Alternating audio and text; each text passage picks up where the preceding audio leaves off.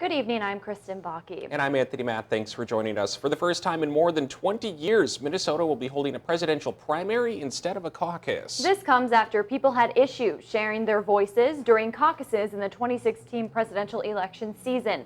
Voter information will also be shared with political parties. CBS 3's Emma Quinn shares more about the impact this might have on voter turnout.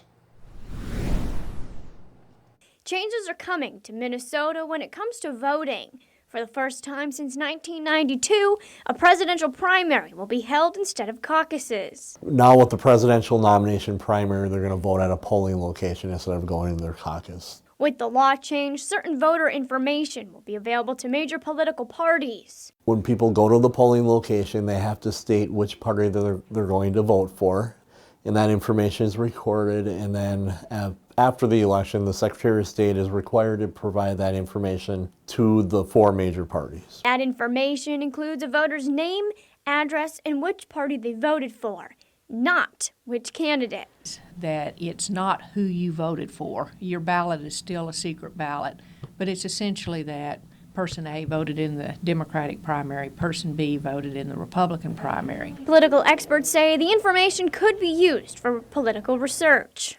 The way it's going to be used primarily is by political parties or campaigns will access the data, and you may start receiving more mail than you used to from political parties. But otherwise, I don't think you'll notice much of a difference. County officials and political experts say they don't anticipate voter turnout to be impacted by this law change. We've had mixed reaction. I think probably the biggest change for people will be they'll have to state what party they're going to vote for, and in Minnesota typically you don't. Experts add a presidential primary is pretty common among other states. It's something that it's not unusual for other states. In fact, it is pretty common, and it's we're kind of the outlier in the fact that we haven't had it before. County officials say with the coming legislative session, conversations of what the data can be used for will likely take place.